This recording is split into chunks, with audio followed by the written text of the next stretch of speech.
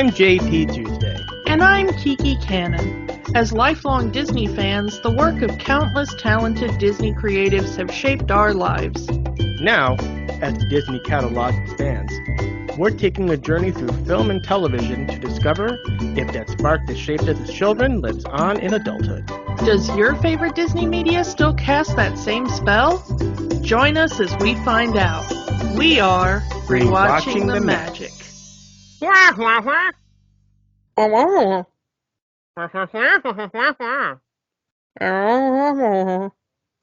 enough of that. We are not doing the entire podcast like that. Oh, yes, it is the holiday season, and what better way to celebrate the holidays than a holiday tradition of watching Charlie Brown at Christmas time? But Disney does not own that. A Charlie Brown Christmas is currently owned by Apple TV. So the only way to watch the Charlie Brown Christmas Classic is to subscribe to that service. And nobody does that. Yeah, from what I don't know anyone who subscribes to Apple TV. But Apple has the rights to all of the Charlie Brown specials and movies, and even are producing brand new Charlie Brown cartoons. They own it all except for one. And that is the one we are talking about. That is the Peanuts movie from 2015 that was produced by 20th Century Fox and Blue Sky Studios. This is our first official dive into Blue Sky Studios. We did talk about Nimona earlier this year, which was supposed to be a Blue Sky Studios film, but was moved away from that when Disney shut down that studio. But it's we're finally getting into Blue Sky Studios proper with this movie. And Kiki, as you mentioned last week, this is the first time you've ever seen this movie. Yeah, I didn't watch it when it came out. I don't remember why.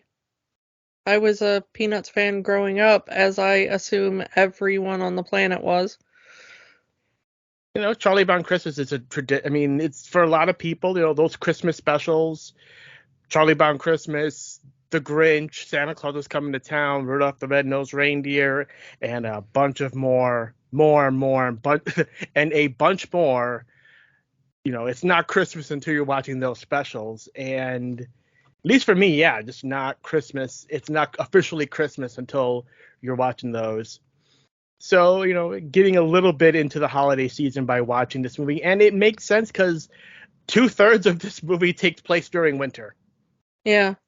No, I mean, I was a Peanuts fan, as in I had collections of Peanuts strips that I read constantly as a kid. Awesome. So, yeah, I wasn't talking about, like, I just watched Charlie Brown at Christmas. I mean, I read the Schultz, oeuvre, as it were. It feels like the people who made this movie did as well, because there are so many references to not just the classic specials, but like jokes that were only in the strips. Yeah, there are a lot of little blink and you'll miss it things that, as someone who did kind of obsessively read compilations of the strips as a kid, I was like, oh, okay, that's where we're going with this. I mean, there's some obvious ones. The World War I flying ace. I got kissed by a dog. I got dog germs. And then you get like the colorized 2 frames of Spike. Yeah. That was the one that I was like, wait a minute, what? I mean, there's that one scene towards the end, during the end credits, where you see Snoopy's entire family. Yeah. Or at least some of them. I'm not even sure that was Snoopy's entire family, to be honest. Probably not. And one of the most deep cut references is there's the scene where Charlie Brown is wearing a red shirt while he's doing the book report, and he spills ink on his hands and he rubs it on and he wipes them off on his shirt, and it makes the pattern as a nice nod to the original colorized version of those strips, which had Charlie Brown in a red shirt, not in a yellow shirt. Yeah. So like the people who made this movie knew their stuff.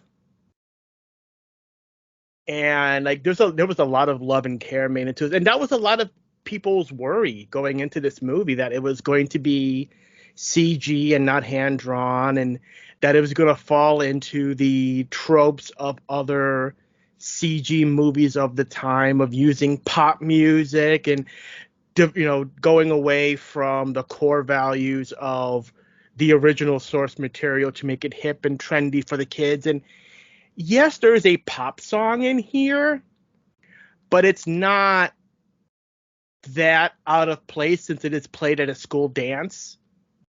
Other than that, it doesn't go away from a lot of the core values and the core themes of the Peanuts franchise. And I got to give them credit for that. So in this movie, obviously, another thing that they've kept from the classic shorts, the classic specials, is keeping the main cast being children, which usually means it's never the same never the same actors playing these characters twice, since they tend to age out between specials, between movies. So at least they're keeping the tradition of having children play the characters, for better or worse, because there are some specials that have great voice direction that they actually get the performance you need out of these kids. And then there are some specials that are like, wow, they did not give these kids any direction at all, just wooden acting, obviously reading off a script kind of performances. But for this one, they actually gave these kids an actual direction, and these kids actually are acting, and I give them credit for that. And they sound like how they're supposed to sound, with the exception of one, which we talked about off mic. Did you want to mention that? Yeah, all the kids sound like age appropriate. They sound kind of between like 8 and 12 or whatever. I don't really know how old the actors were when they were, recording this. And then weirdly, Peppermint Patty sounds like an adult trying to do a kid voice. And again, I don't know the ages of any of the actors, because like most Charlie Brown things, they just find kids. And some of them, like, Fergie, go on to be like major stars later on in life. And then most of them just go on to be like, either like a lot of kid actors, they grow up and they go, I don't want to be an actor. Or they're just, like most actors, they're workaday actors and they're not really big stars. But, so I don't really know the context for anything. I don't know if they like cast an actor and then like her voice changed during the recording process, or like she was a bit older than the rest of the cast, or what, or if it was they couldn't find like a kid they thought could do Peppermint Patty, so they just cast an adult and thought, it'll be fine. I don't know, but it is the one thing that just sounds kind of off in the movie. The rest of the kids sound age appropriate for Charlie Brown characters, and then for some reason, whoever is playing Peppermint Patty sounds a little too old for the group. Also, the bold choice to have both Patties in this movie, because there's a Peppermint Patty, and then there's a girl just named Patty.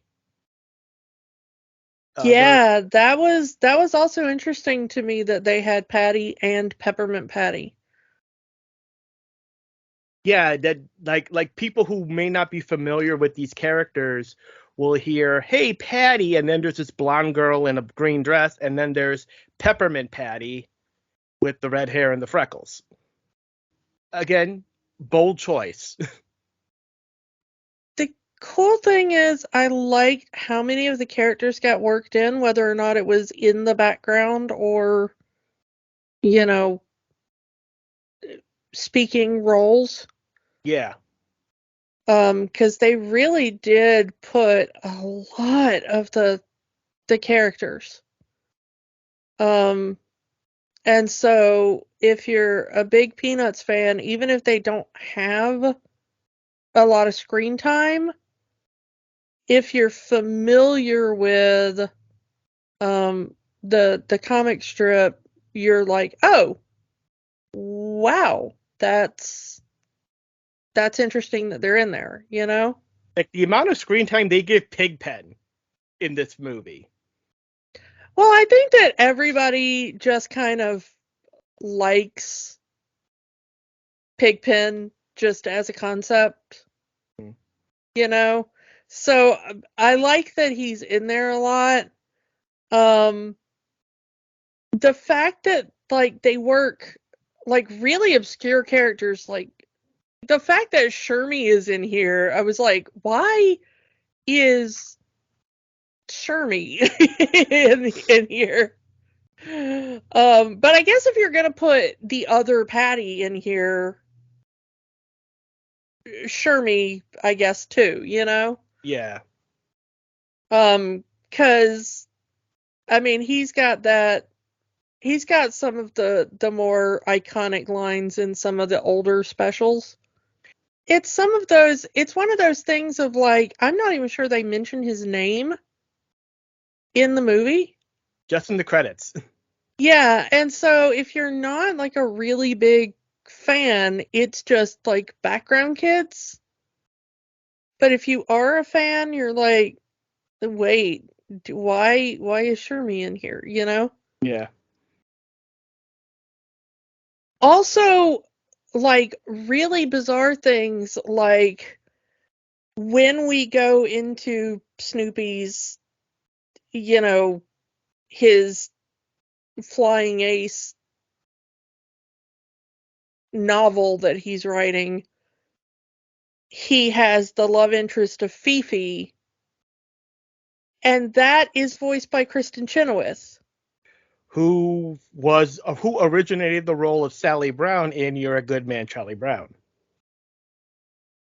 Yeah, I mean that's one of the I think that may have been the first thing I ever saw Kristen Chenoweth in, Mhm.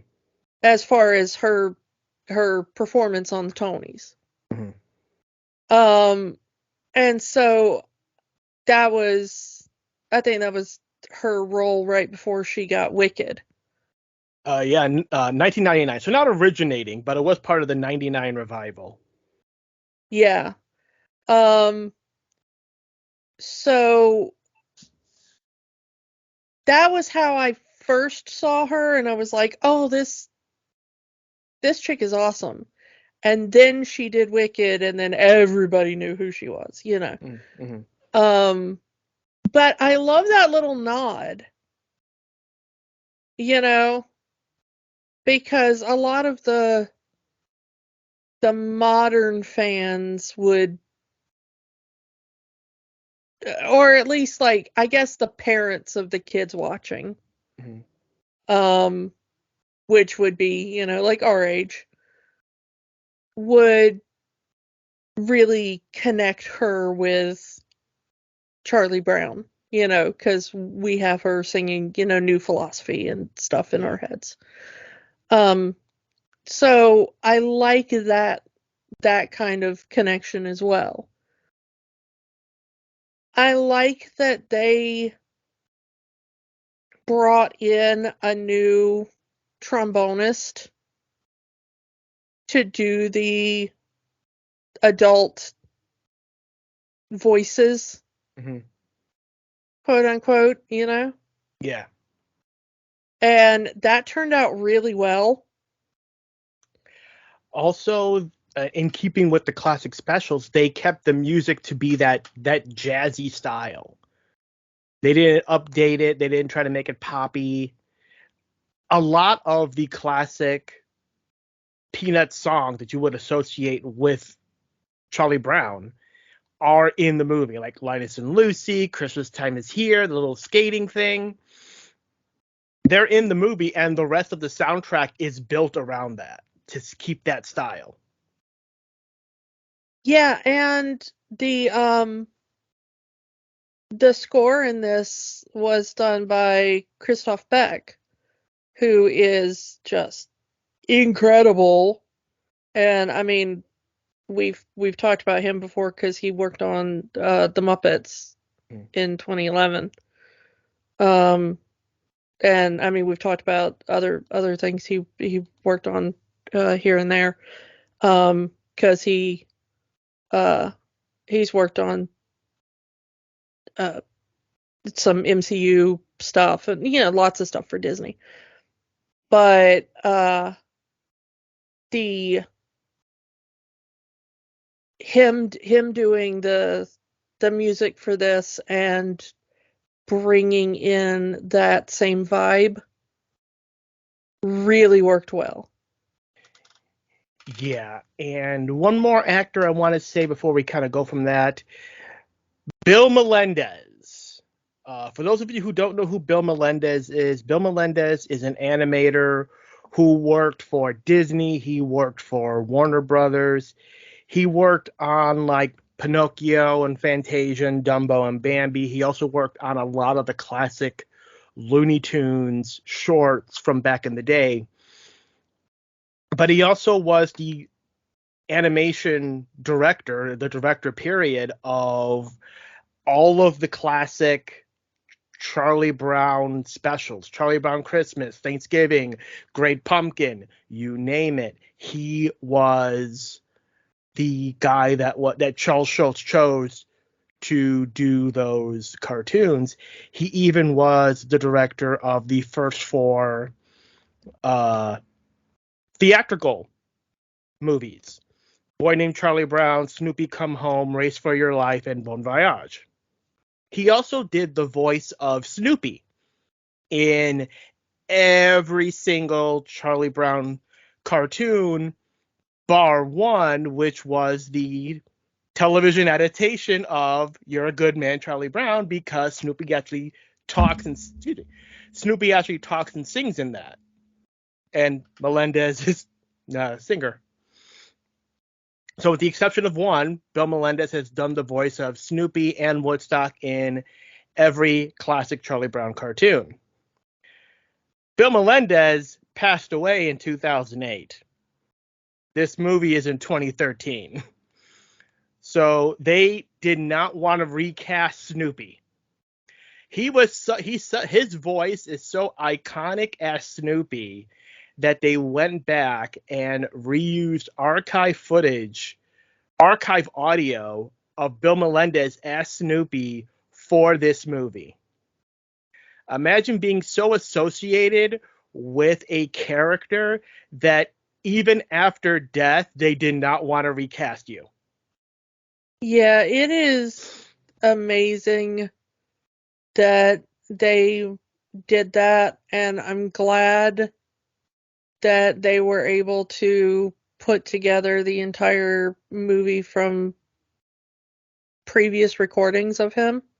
And they still do it today. The Apple TV cartoons still use Bill Melendez's audio for Snoopy. Yeah, and of course also Woodstock. Yeah. I mean, we have to mention that he's Woodstock, and of course all the permutations, the variants, if you will, of Snoopy and Woodstock as well. All their family members. Yeah, all the other little birds, and Eagles. Snoopy's siblings and random family members, and So yeah, I mean, imagine you're so associated with that character that I mean, yeah, I mean, it says a lot that you're so associated with a certain character that we'll just reuse old audio of you rather than recast you. You're that attached to this character. I gotta admit, I'm really impressed that they were able to get the rights for all that stuff. Yeah. Because I think that at the time the rights were still split. So I think that just like now, this movie is owned by Disney and the other movies and Charlie Brown kind of in general seems to be owned by Apple. I think at the time this was made, and please correct me if I'm wrong, I don't want to do misinformation, but I'm pretty sure that it was split rights as well. And the fact that they were able to get so many things like the rights to Melendez's voice and those recordings, the fact that they were able to get the rights to a lot of the music, a lot of the like shout outs to certain things, that dance, the dances from the Dances from Charlie Brown Christmas. We see yeah, them. we see them in the school dance, the winter dance, and sometimes I wonder, like, do animation loops have copyrights on them?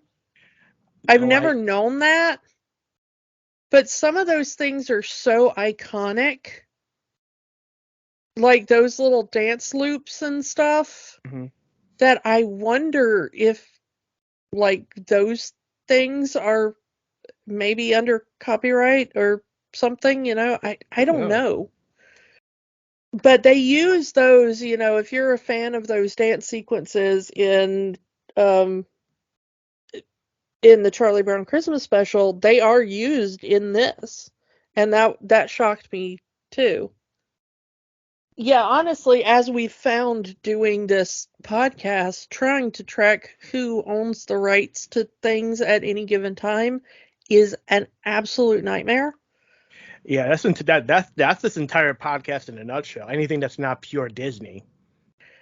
Yeah, so, if you ever take issue with like, well, actually it might not be perfectly under the contract of, whatever, according to the Shadow Proclamation of, what, we're just doing the best we can. You have no idea how difficult it is to keep track of any of this at any given moment.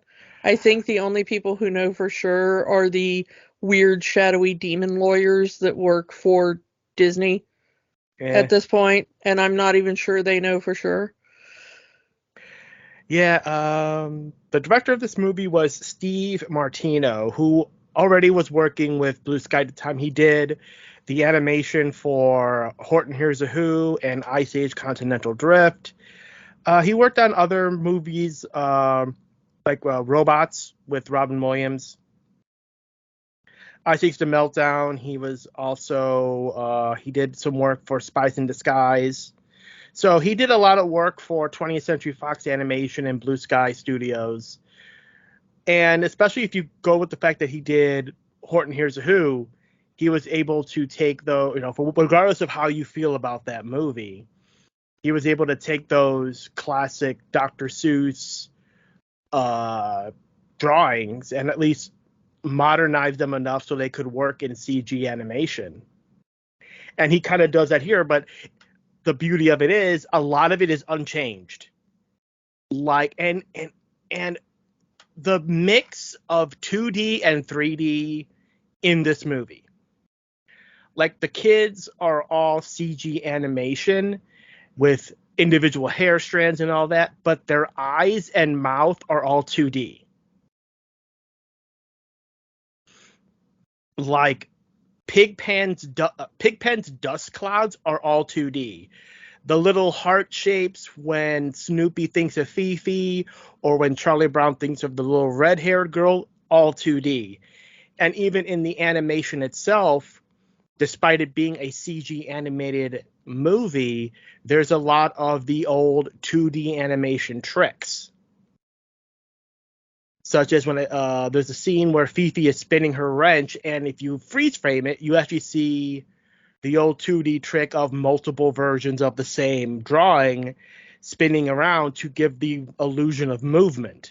And they use that in this movie. So despite this, it feels like this was at one point planned to be a 2D movie, but probably changed to 3D at some point, CG. But they kept the 2D animation tricks, and I love them for it. And it does keep that spirit of the old specials in it. If you were going to do a 3D CGI animation of the Peanuts characters, I think this was actually the best way you could do it. Yeah. And I really enjoyed the animation. I thought it was very beautiful. Mm-hmm. And the cell shading. I mean, again, despite this being a CG movie, each of the characters still has that 2D animation shading that works well. There was a lot of love and care put into this movie. There was a lot of attempts to make this look as close to the classic Peanut specials as possible while still being a CG movie. And I have to give them a lot of credit for that. I was very impressed. Yeah.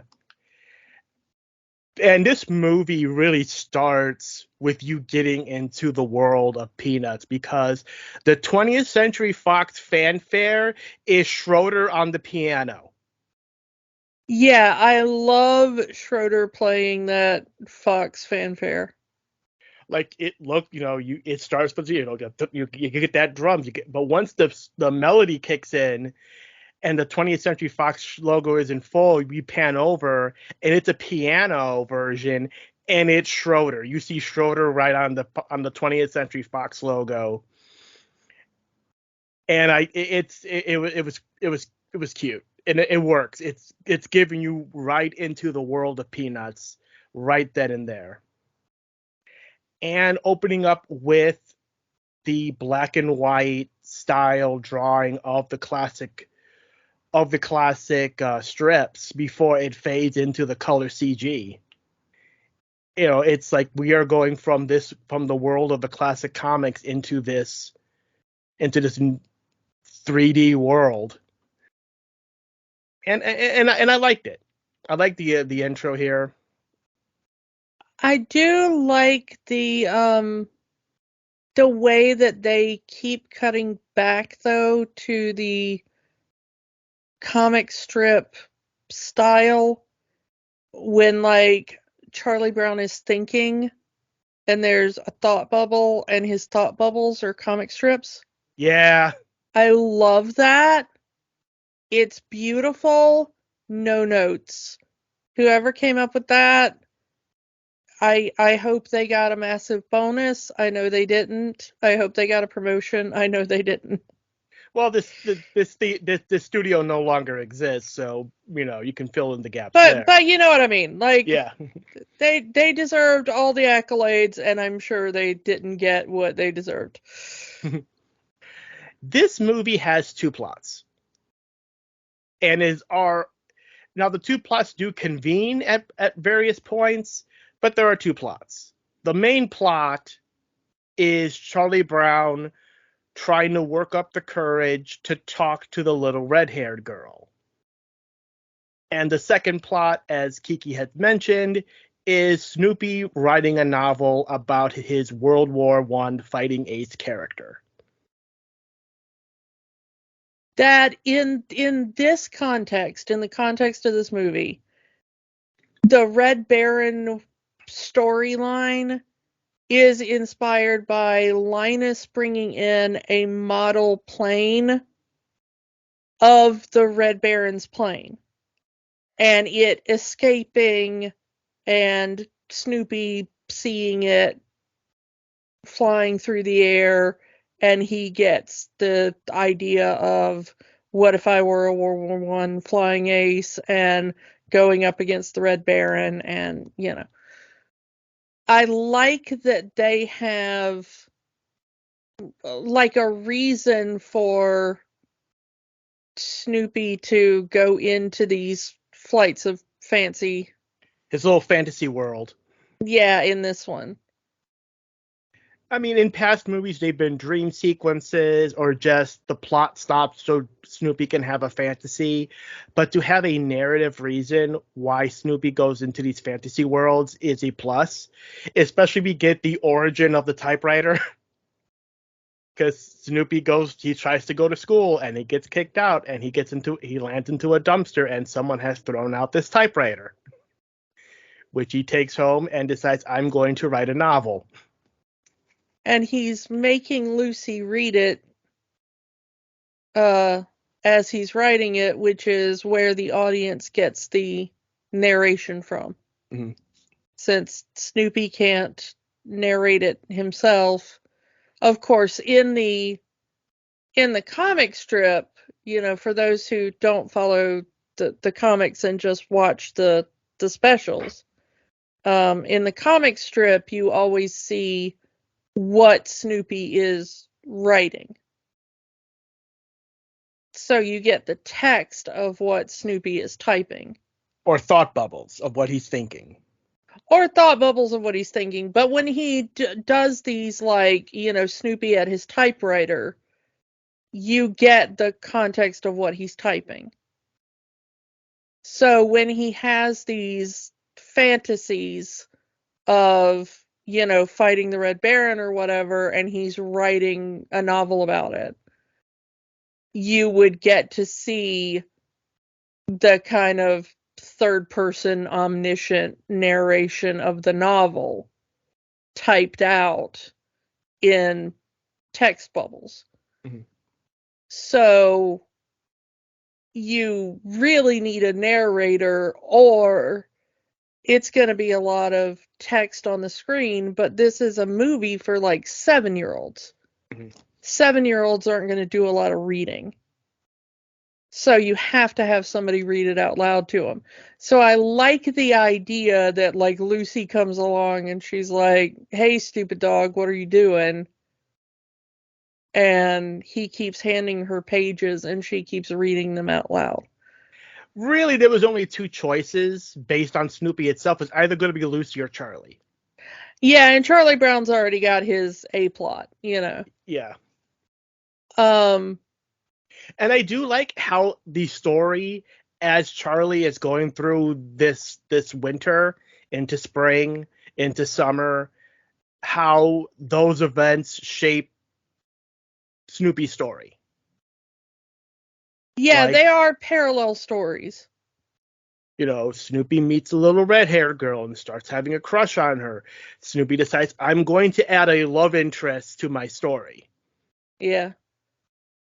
I think the thing that if there was anything that really annoyed, like, the hardcore fans, was how much they showed of the little red-haired girl and the fact that they gave her, like, dialogue and stuff. A voice, yeah, because normally you don't see the little red-haired girl. Charles Schultz never drew the little red-haired girl. I mean, yeah, she has shown up before in some of the specials. Yeah, in some of the specials. But she doesn't show up in the comics. It's always just she's off screen, off panel. Charlie Brown being like, "Oh, I love her so much," They don't even give her a name in the strip. Some of the specials have given her a name. Heather. Yeah, Heather Wold is the name given in some of the specials, but the this movie does not give her a name, which I like. But I understand how difficult it is to do that idea in a motion picture, you know? Yeah. You need to have something. I mean, the idea of never showing her face can work in a movie, but she needs dialogue. She needs to say something. And they do a lot with not showing her face for most of the movie in this. She's either from the back or her face is obscured some kind of way or in profile from far away. You don't actually see the little red-haired girl's face full on until Charlie decides to actually muster up the courage to talk to her. Yeah. And you don't really hear a lot of her voice. She says one or two things, but you don't really hear like a good chunk of dialogue from her until the big speech at the end, where she kind of goes, "Okay, children, sit down while I explain the, you know, The the ethic. characterization of Charlie Brown. Yeah, let me give you the ethical core of the movie here at the end, you know?" Mm-hmm. Like if a long-term fan is going to get really mad at this movie, that's going to be the big thing. And then one of the minor things to get mad at is that Peppermint Patty understands at one point that Snoopy is a dog. Oh yeah, yeah. I was going to mention that because that's another one of those long-running gags. Is that Patty just Peppermint Patty? Excuse me. I gotta specify. Yeah, since we've got both. Peppermint Patty's the long-running gag being that she thinks Snoopy is just a weird-looking kid with a large nose, which she does say during the school dance. When And that, Snoopy is dressed up as Joe Cool, yeah, that's when so. when he's doing his chicken boo thing. But later in the movie, he's playing out the novel as the World War One flying ace. He's gotten so into his own fantasy, he's playing it out in the real world, and he's bothering all of the kids. And then Peppermint Patty just calls Charlie Brown and says, "Hey Chuck, your dog is doing weird things outside my window." Yeah, but the thing, this is one of those, like, not to be gatekeepy or anything, but some people forget that later on in the strip, it's kind of like the people who missed the episode of Sesame Street where they finally uh introduced Snuffleupagus to the adults. Mm. Like, there was a point in the comic where Marcy like sat Peppermint Patty down and was like, "That is a dog. Darling, I love you, but that's not a kid with a big nose. That is a dog." That is Charlie Brown's dog. His name is Snoopy. Okay.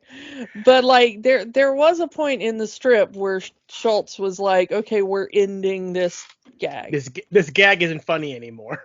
Yeah, and so there is a point in the strip where Peppermint Patty understands Snoopy is a dog. Um and I'm not sure like how much some of the other, like some of the later specials and stuff, because there is a point where I stopped keeping up with the specials. I think it comes to the point where if he's just Snoopy, then Peppermint Patty will realize it's a dog. But if he's wearing one of his disguises, she will fall for the disguise, even though no one else is. Yeah, it's kind of like, Roger in American Dad or something. Pretty It's much. like, yeah, it's like, if there's a disguise going on and he's trying to look kind of human, then it'll work on Peppermint Patty, and if not, it'll be like, oh yeah, that's Charlie Brown's dog. That's Chuck's dog. You know. Um but so it's one of those things of like a lot of people missed that development, that so I do like that it does pay homage to both of those parts of her personality. Mm. Like when he's dressed up as Joe Cool, she's like, "Oh, hey, that's a weird kid with a big nose." And when he shows up outside her window and he's just a dog, she's like, "Hey Chuck, come get your dog." You know? And I was like, okay, well, it at least understands that both of those things happened in the context of the strip. Mm. Like that is just two sides of Peppermint Patty. Also, I love that they did keep going with that Peppermint Patty is the type of gal that will wear sandals in heavy snowdrift. Because there's always that one, you know? Yeah. And they do keep up Peppermint Patty's little crush on Chuck. Like, oh, you're holding my hand, Chuck. Ooh. Yeah. I will say there was one thing that really has nothing to do with Peanuts. It starts out with all the kids being like, "It's a snow day! Snow day! Yay!" And I'm like, man, we have nothing like a snow day in the South. Like, if we have a weather-related school cancellation, some shiz is going down. Like, the mildest version of a snow day down here is, and this only happens if you live in the rural areas. This does not happen if you live in even like a moderately decent city, okay? But I live in a pretty rural area still. So growing up where I did, we would occasionally get a rain out day. And what that meant was that the rain was so heavy, it would rain out the dirt roads in the more country parts of the county outside the city limits. Mm-hmm. And so the kids that had to come in from the dirt roads couldn't leave their houses because the roads to their houses were washed out. And they couldn't make it to either a bus stop or, you know, whatever, because the dirt roads that led to their house or their trailer or whatever was completely washed out and it was too dangerous for them to walk or drive. That was the closest thing we had to a snow day. But you also couldn't go out in that.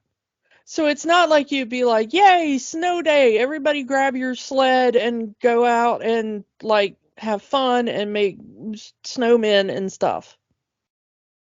Because you were stuck in the house because it was pouring rain. Like the whole area was flooded. You literally can't leave your house. So nobody wanted a rain out day because, like, yeah, you didn't have to go to school, but also you could not leave your house. Like anything else was going to be like, well, we shut down because of hurricanes or whatever and everything.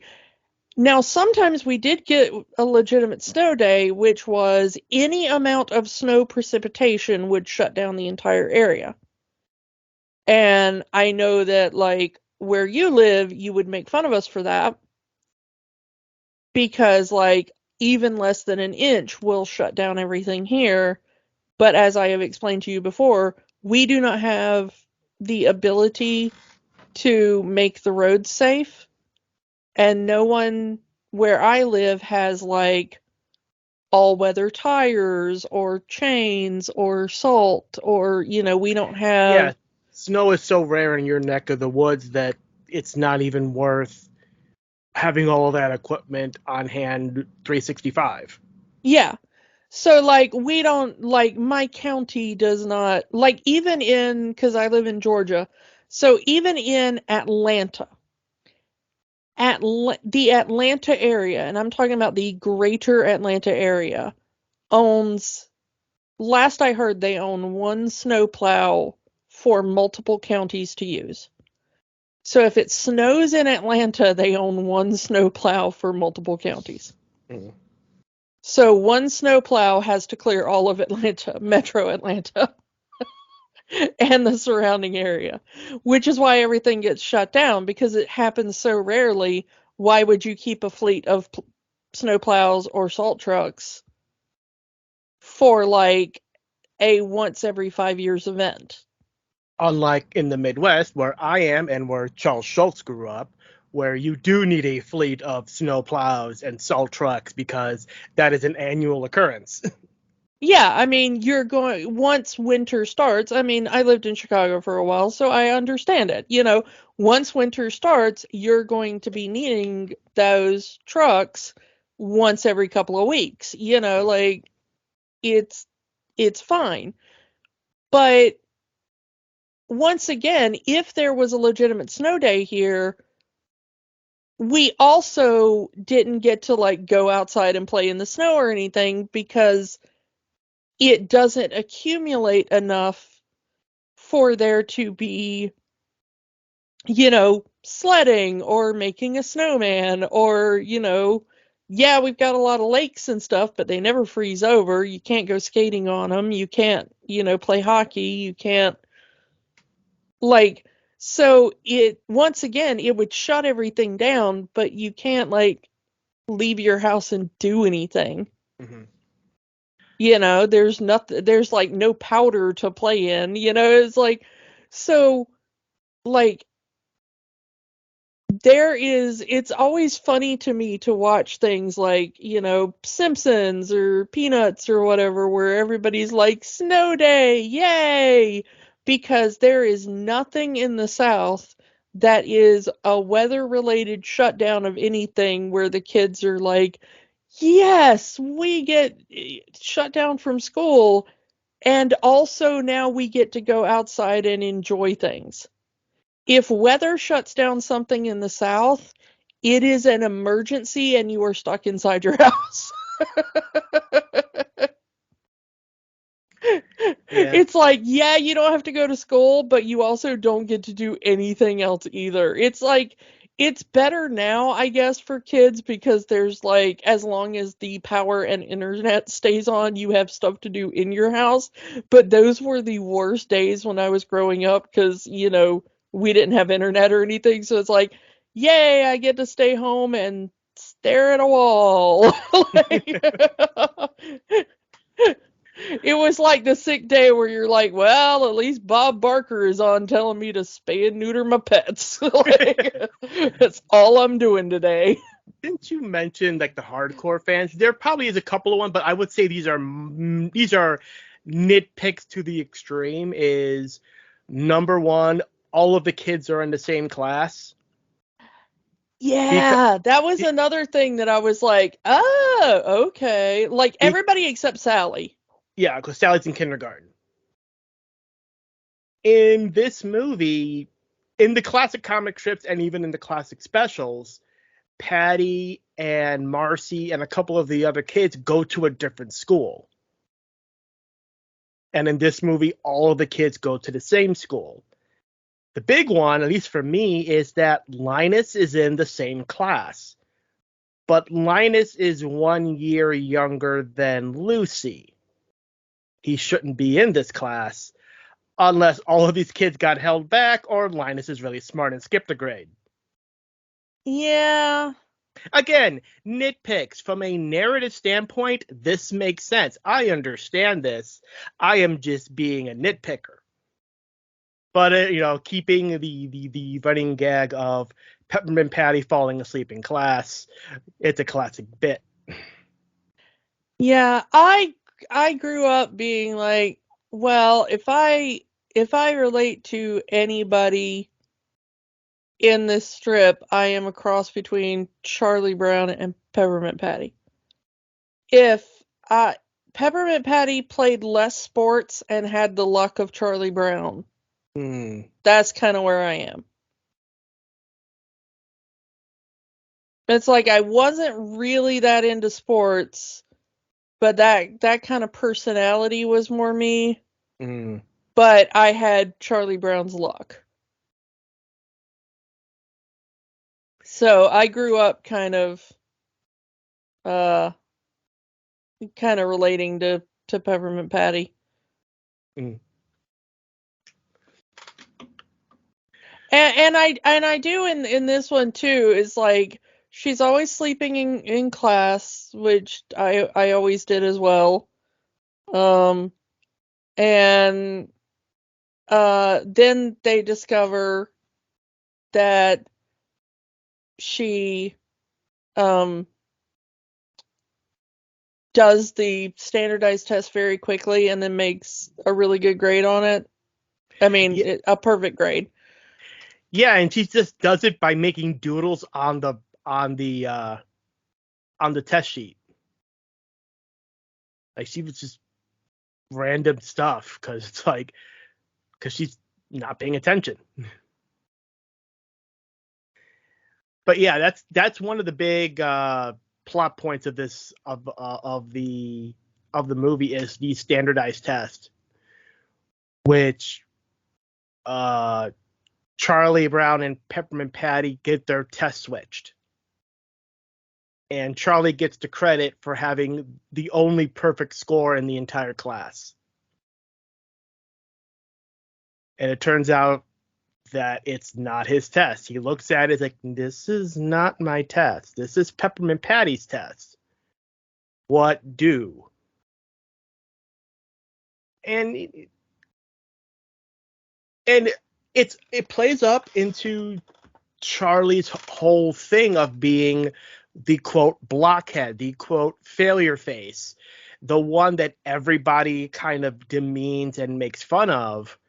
But all of a sudden he gets a perfect score on the test, the only student to get a perfect score on the test, and suddenly he's Mr. Popular. He's heralded as a genius. He gets all of this attention and all of this popularity. And he's using this, okay, maybe I can use this newfound popularity of mine to get the little red-haired girl to notice me. But by that point in the movie, she has gone back to her hometown to take care of her sick grandmother. So she's not in the movie for a good chunk of it. So when he finally gets this award for being the only student in the school to get a perfect score on the test, he has that choice to make. Do you take this credit, keep your popularity, and possibly win over the little red-haired girl, or do you come clean? Risk it all and be an honest person. And he takes the latter. He's just saying, no, this is not my test. I didn't do this. I don't deserve this. As expected, all of the popularity is gone. All of the fame is gone. No one wants to talk to him anymore. It's kind of what we talked about last week with Edward Scissorhands. Everyone wants to hang out with Edward and have him do all of his odd jobs because he's special with these scissor hands. But if he ever had regular hands, no one would want to talk to him. And we have the same plot here with Charlie. People want to get to know him, and they're dressing like him, and they're asking him for advice because they believe he is the smartest kid in the school. And then once he fesses up, says the test got switched, nobody wants to talk to him anymore. I think it's very sad because, you know, we all know that Charlie Brown just wants something to go his way. Just one thing to go right for him. I mean, the movie starts out with him on the snow day just trying to fly a kite for once in his life. Freaking kiting tree. Yeah, and of course it being winter, he's like, well, the kite eating tree has gone into hibernation. I'm safe, I can, you know. And he's getting made fun of because, well, who tries to fly a kite in winter? It's really sad because, you know, that all culminates into he thinks it's going to be a little boy moving across the street from him. And he's like, oh, wow, maybe I can make a friend and they won't know my history. And we get references. So we get references to Charlie Brown Christmas in his little thought bubble. Yeah, the tree. And and we get a lot of references to a lot of little things, as it flicks by, various things that have happened to him over the years. And it's so sad because he's like, I just want a friend that will give me a fresh start, and maybe can see who I am inside. And then he accidentally knocks over the fence, and all the other kids are like, he did it, and then run away and leave him there. Thanks for that, everybody. You're great buddies. Yeah, great friends. He even questions it. Do these people even like me? Do they even want me around?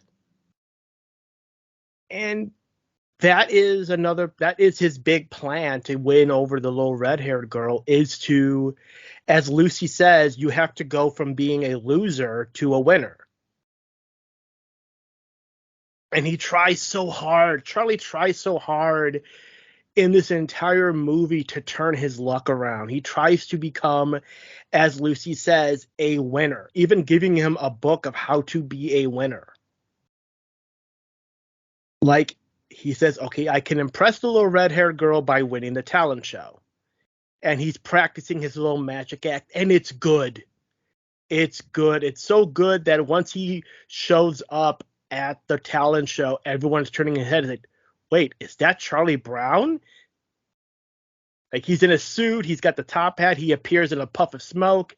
He's got this down. He is ready. He is going to win this talent show. He's going to be popular. He's going to be a winner, and he'll finally get the attention of the little red-haired girl. But what happens? Sally tries to do her talent show of doing a cowgirl act, and it's bombing. So he has to make the choice. And they even give it. It's your sister, make the call. I can either lower the curtain and cut your sister's act short so you can have your magic act, or I cut your magic act to give your sister more time. And he does the big brother thing. He's a good big brother. So he says, you know what, Snoopy, change your plans, magic act canceled. And he helps Sally with her cowgirl act by putting a sheet over himself and trying to be a cow that she can rope, and then Snoopy is the horse, and it's a very cute little scene. And it's Charlie being a good big brother. Yeah, I thought that was one of my favorite parts of the movie, honestly, because we see him practice so much and so much and so much, but Sally is about to burst into tears on that stage, and he's immediately like, come on, Snoopy, we got to go help Sally. And I was like, oh, Charlie Brown, you're the best. And then it even leads to him getting embarrassed again, because nobody knows it's him in the sheet dressed up like the bull. And then as Sally is taking her bows, he falls out of the sheet and he gets his picture taken in a kind of embarrassing mid-fall, and it ends up on the front page of the school paper. I love that gag. Yeah, no one reads the school paper, and then every kid in the school is reading the school paper like, well, so much for a fresh start. Yeah. And then there's the later part where the school dance is coming up. All right, that's his next plan. I'm going to learn how to dance. I'm going to dance my heart out, and I'm going to become the dance king, and she'll be the dance queen, and we can have the big final dance. Reference to It's Your First Kiss, Charlie Brown, the Valentine special. Yeah. Where he dances with the little red-haired girl at the end of that special. So he's learning how to dance. Snoopy is teaching him how to dance. I do love, like, Snoopy saying, okay, what kind of dance move do you know how to do? And he's doing the chicken dance. Yeah, that was pretty cute. Especially since Snoopy was, like, doing this, like, amazingly sexy Latin dance. And then Charlie Brown's like, chicken dance. That's gonna get the girls. But yeah, he actually practices every I mean, it night. might get a gonzo. Maybe. But he's practicing every night for the dance, practicing his heart out, and it's finally the dance. He's finally in there, and everything that could go wrong is going wrong up until that point. Like, he bakes cupcakes for the dance, and Snoopy eats them all.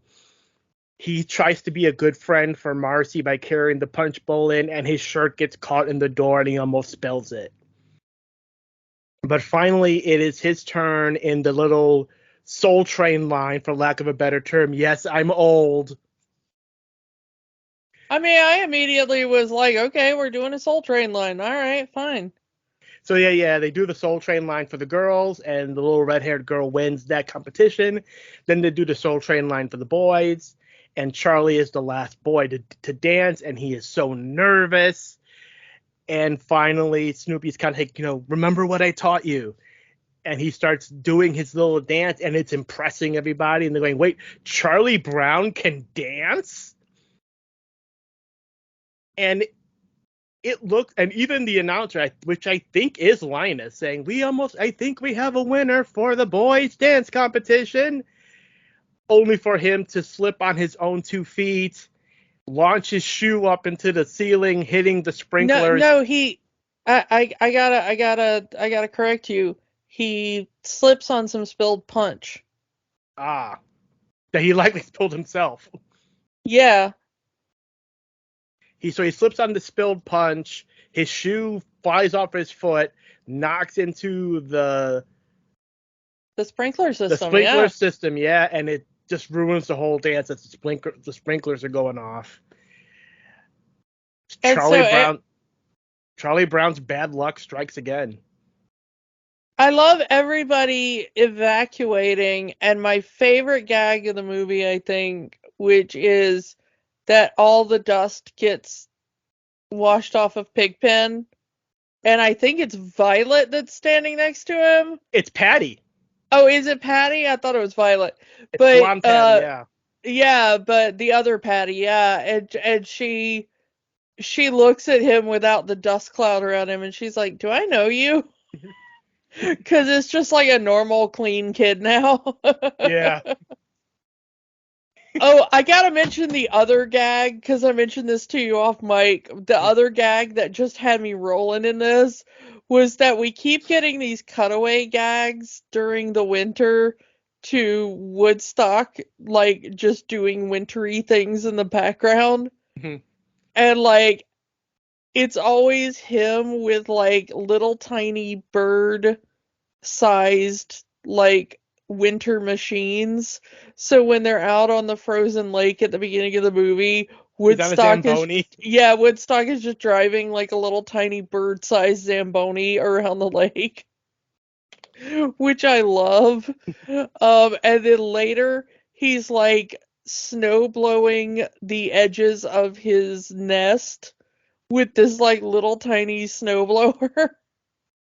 And I don't know why that makes me laugh so much, but every time I saw one of those little cutaway gags like in the background as they're like just panning from one thing to another, I don't know why, but I laughed so hard.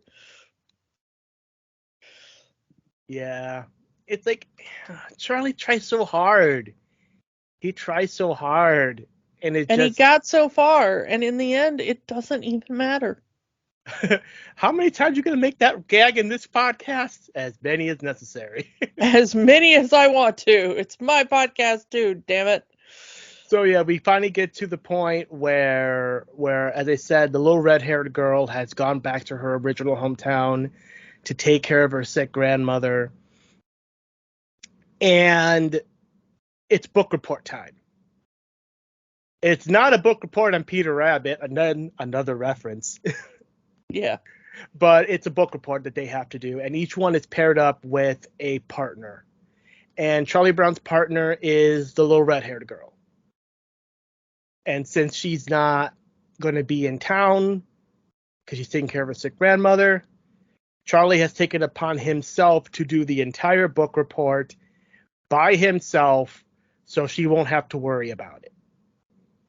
Again, so sweet. So sweet. And he decides to go for broke by, as he says, he needs to do a book report on the greatest book ever written. And he decides to ask for advice from the only bookworm he knows, which is Marcy. But he asks Peppermint Patty instead, because he can't find Marcy at the time. And Peppermint Patty tells him that Marcy says the greatest book in the world is Leo's Toy Store by some guy named Warren Peace. So he goes to the local library trying to find this book called Leo's Toy Store, and he can't find it. And so he goes into the adult section, and I love all the kids being like, is that even allowed? not that adult, the grown-up section where the grown-up books are. Well, yeah. I mean, the big people section. Yeah. Where he finds Marcy. Also, to backtrack, I believe this is the first time we've ever seen Marcy without her glasses, because they're at the frozen lake and Marcy is practicing her shots for ice hockey. When Marcy playing the goalie, and she actually takes her glasses off for a second to look at the puck as it goes through. Said, "Nice shot, sir." I believe that is the first time we've ever seen Marcy without her glasses on. I mean, I couldn't tell you for absolute sure, but it could be. So anyway, back to the library. He finally finds Marcy in the big people section of the library and asks her, "Where is this book that Patty told me you like called Leo's Toy Store by Warren Peace?" And he goes, "Nope, stop. I'm going to stop you right there. You talk to Peppermint Patty. I already know." War and Peace by Leo Tolstoy. And I love the gag. He looks at the book. How long was this war anyway? Like everything else Russian, so long. Mm-hmm. So very long. Yeah, the funny thing is that this is also a callback gag. Because this is not the first time that Charlie Brown has had to do a War and Peace book report. So this is a callback to Happy New Year, Charlie Brown. But in that one, he did not get a very good grade. In this one, Linus reads part of it and says that Charlie Brown actually does a really great literary analysis. And in the other special, Charlie Brown apparently does a really bad job at dissecting War and Peace. First there was war, and then there was peace. The end. Yeah, I mean, I do like, again, it's another reference, is Charlie counting the words as he's writing them, because it needs to be 1,000 words. Which it's probably a reference to something else, but I know it as a reference to "You're a Good Man, Charlie Brown" with the Peter Rabbit song. Yeah, I just thought it was kind of interesting that he's still writing a book report by hand. Yeah, with this weird old school quill style pencil.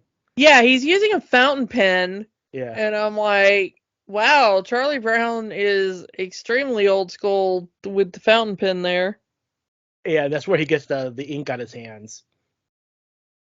But then the running gag not running gag, but earlier in the movie, Charlie Brown picks up the little red-haired girl's pencil that she dropped, realizing, oh, she chews her pencil like I chew my pencil. Again, another reference.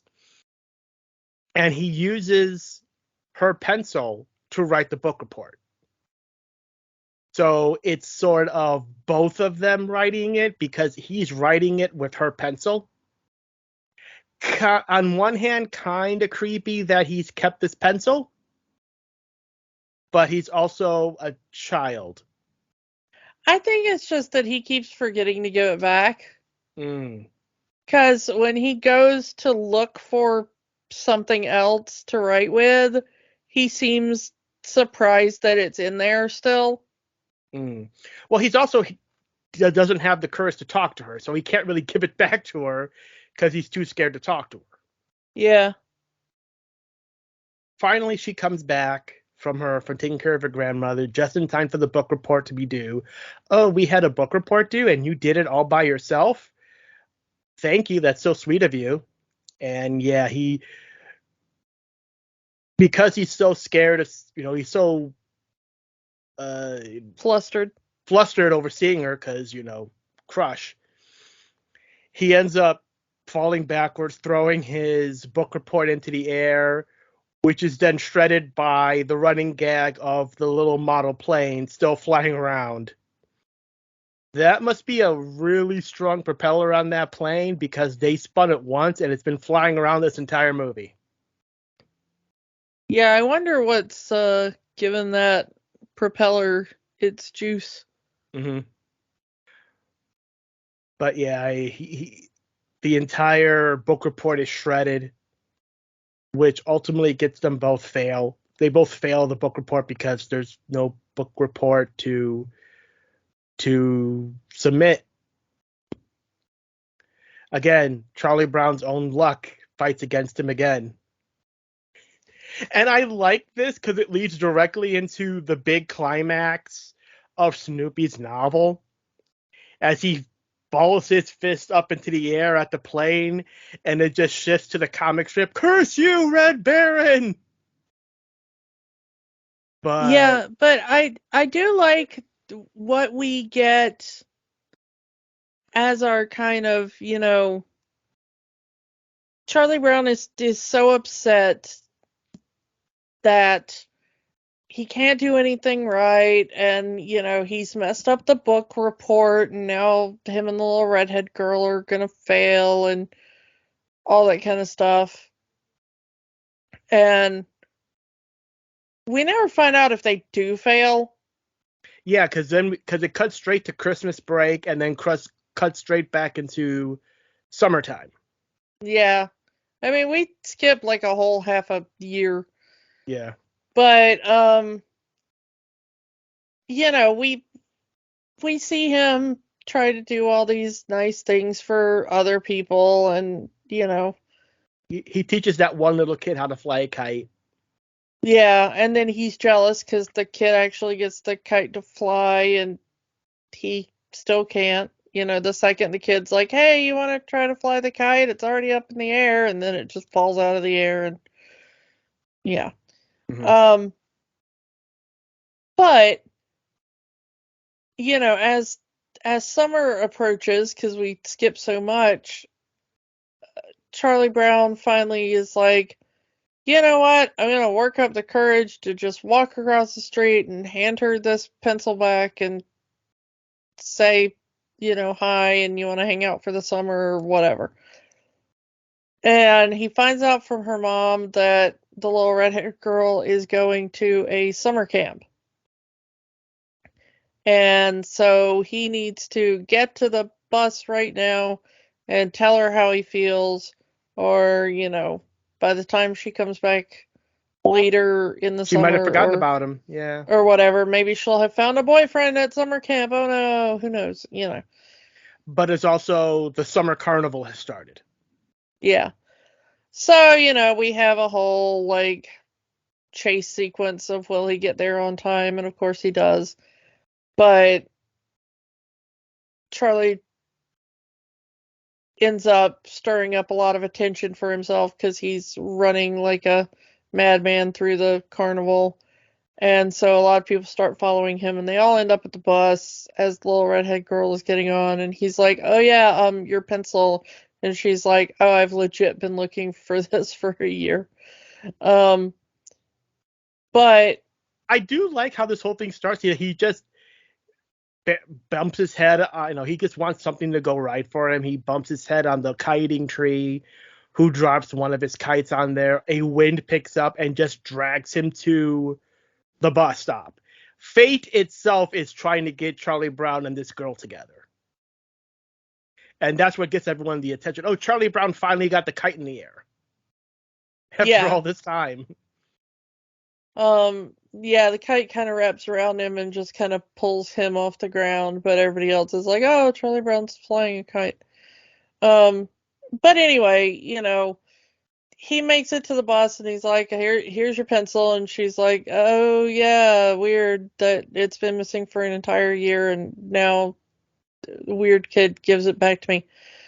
But he was like, why did you agree to be my pen pal over the summer? Because that's their weird little school project over the summer, is that they have to be pen pals with somebody, and she volunteered to be Charlie Brown's pen pal.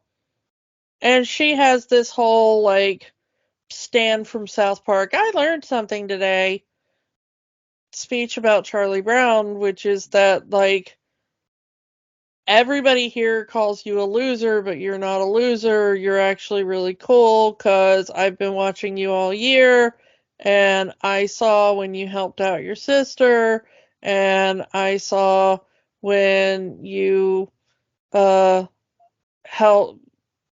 when you stood up for Peppermint Patty and refused to take credit for her work, and I saw how sweet it was that you did the paper for both of us when I had to go take care of my grandma, and all the other stuff he's done during the movie. And she was like, so I just figured that, like, anybody who would do that was worth knowing and should be my pen pal or whatever. And I like how all of this is bringing tears to Lucy's eyes before she realizes what she's crying about. Like, oh, that's so sweet. Wait, what am I saying? But yeah, red-haired girl gives him credit and actually says, yeah, I'll write to you and we'll be pen pals, and then I'll see you when school starts again. I feel bad for the little redhead girl because I hated summer camp so much, and it seems like she's going away for 3 months. Yeah. Who knows what letters she's writing to him? Summer camp sucked, Chuck. I feel so bad for her. I think the worst one I ever went to was like 2.5 weeks. And it looks like she's going to be gone literally all summer. Yes, and that's kind of how Charlie's story ends. He finally got up the courage to talk to the little red-haired girl, and everyone's kind of, yay, Charlie Brown actually did something. He actually got some courage, and Charlie's smiling, and his story ends with all of the kids kind of holding them on their shoulders. Yay, Charlie Brown. Charlie Brown actually won something. But let's get back to our World War I fighting a story.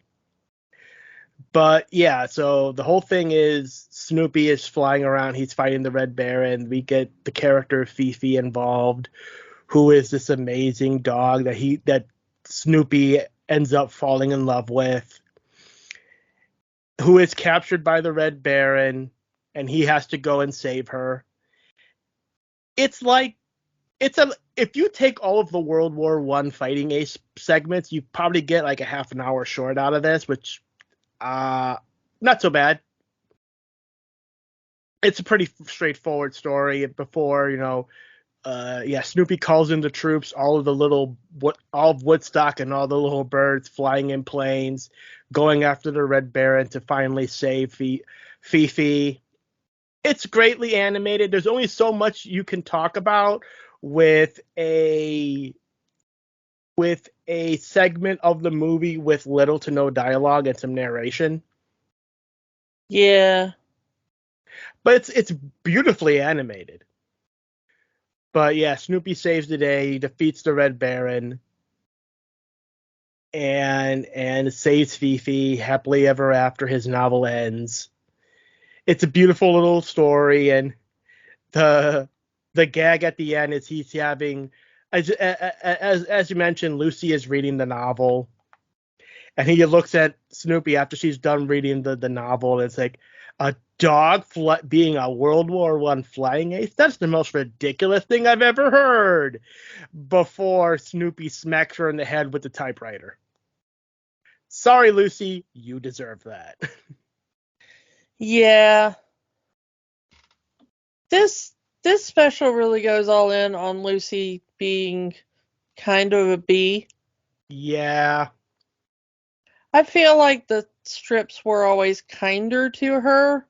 I'm not sure if they should have been, mind you. Mm-hmm. But it always seems that they were nicer to her.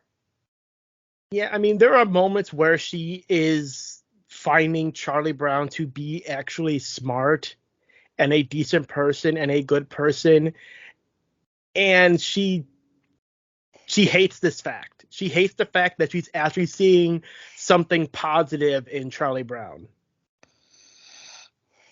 Like, oh, Charlie Brown is actually smart. Wait, did I just say that? This is a very tender moment between her and the little red hair. Wait, is that actually a thought? Is that thought in my brain? Oh, Charlie Brown is getting this award for a perfect score. And she's wearing his t-shirt. And she's embarrassed over it. So it's like she wants to give Charlie Brown props, but her own ego won't let her. Yeah. The thing is that Lucy has always been a complicated character. She is. You can tell at times that she cares. She especially cares for her little brother. Mm-hmm. But also she is a bit of a bully. Mm-hmm. And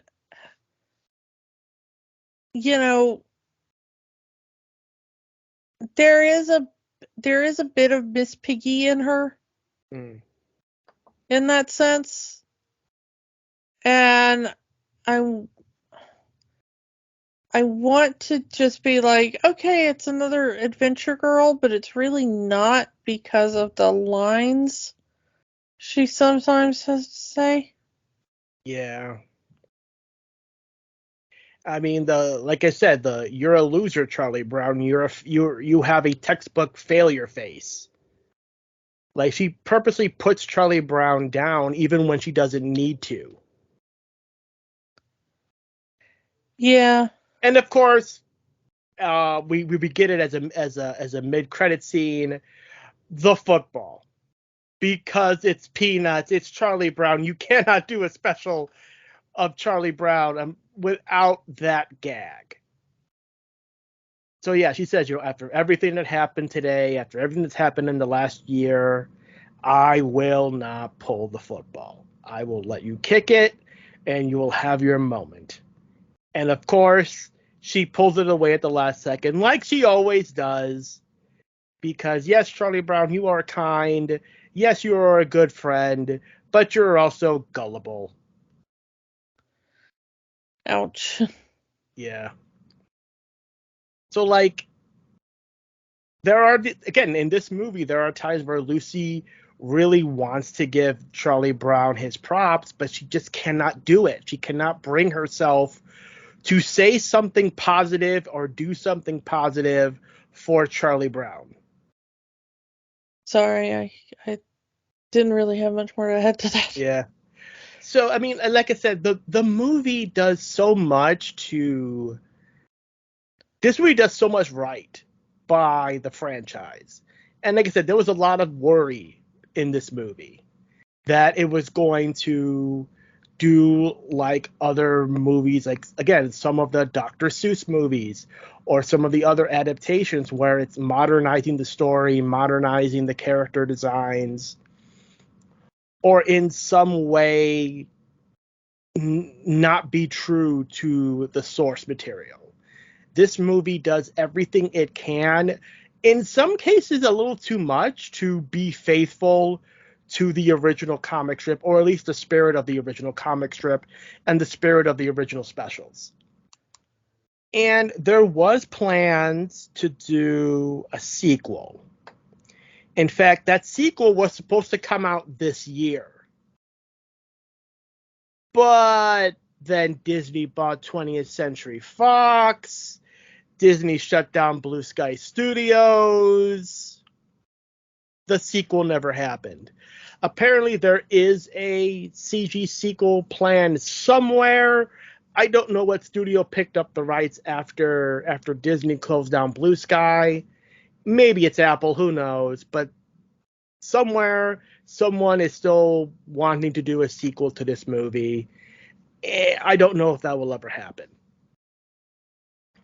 Yeah, I think it works so well because of the creatives behind the scenes. And unless they're involved, at least, in the writers and the director and stuff, I think really understood the property and the spirit of Peanuts as a concept. I don't know who else is around. I mean, they were working with members of the Schultz family, so that may have helped. But I don't really know who all is around to keep that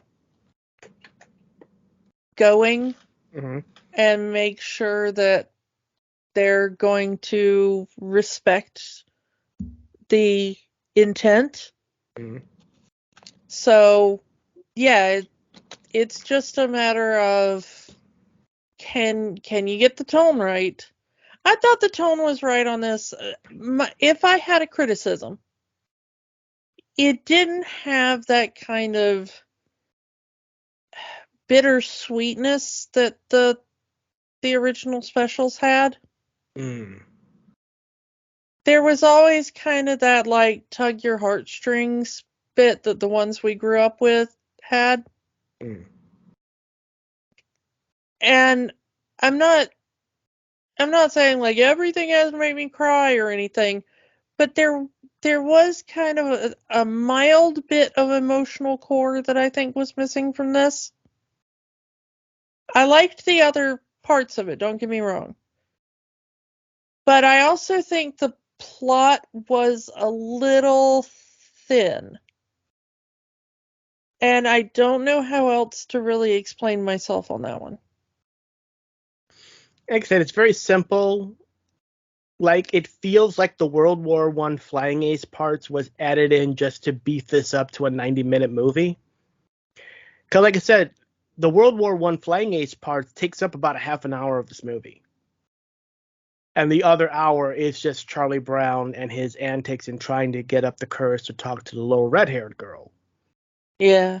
So you divide those two up and you have two regular Peanuts TV specials, which is fine. I will agree. There's that melancholiness that that some of the older specials have that this didn't have, and I think they wanted to avoid that to try to keep it more cheery.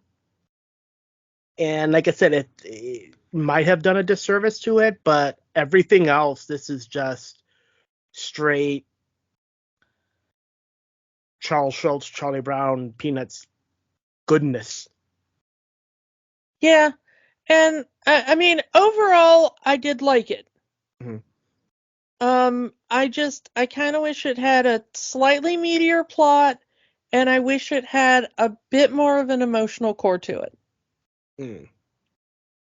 So, does it have the magic? I think there's some magic here. Not as much as some of the ones we've looked at recently. But it was much better than I expected it to be. I was expecting to be very disappointed, and instead I was pleasantly surprised. I will say it has the magic. Like I said, it feels like a Peanuts special. It feels like a Peanuts movie. It hits all of the beats, for better or worse. Like it feels like the people who made this movie understood these characters and understood what these characters were about, and understood these characters and what needed to do, and did not try to change too much away from the spirit of these characters.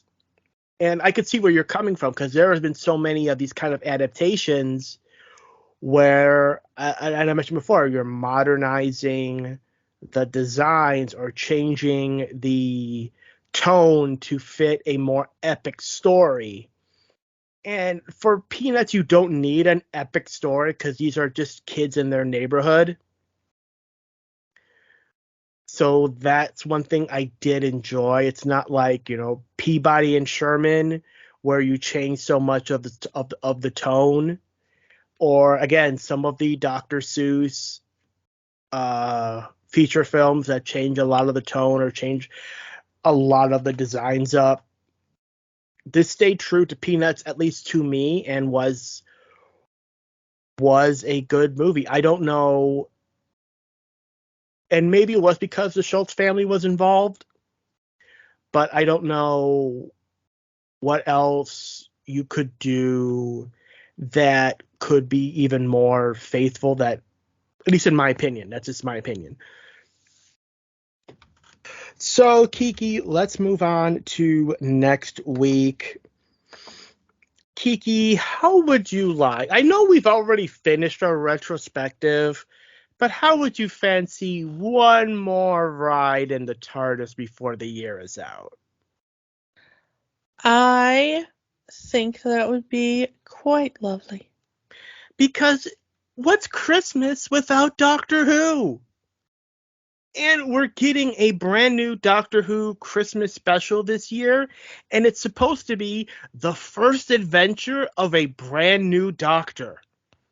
And we've only had that one other time. So before we say hello to a brand new Doctor in Chudygatwa in this brand new Christmas special, we are going to go back to the first time we've had a brand new Doctor in the Christmas special, the first full adventure for David Tennant's 10th Doctor. We are going to go back to the Christmas Invasion. My name is Kiki Cannon, podcast host. Yes, I know who you are. So yeah, we're going to go back to David Tennant's first full adventure as the Doctor. As we say goodbye to him for a second time, we go back to where we said hello to him. And going back to that, and because again, it's not Christmas without Doctor Who. I'm sorry. So one more trip in the TARDIS before the year is out. Christmas Invasion next week, and we'll talk to you all next time. Bye. Bye. We are on the X, formerly known as Twitter, at Rewatch the Magic. And new episodes are available every week at rewatchingthemagic.podbean.com. Remember, the magic is for everyone.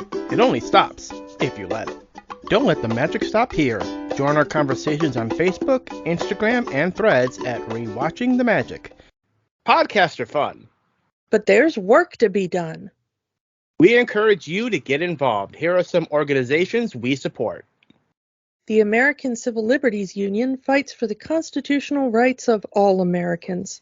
Find them at aclu.org. The National Network of Abortion Funds helps people find access to safe abortion services. Their site is abortionfunds.org. The Trevor Project provides a 24/7 crisis helpline for LGBTQ youth and education services for schools on LGBTQ issues. They can be found at thetrevorproject.org. Or find a way to help in your area.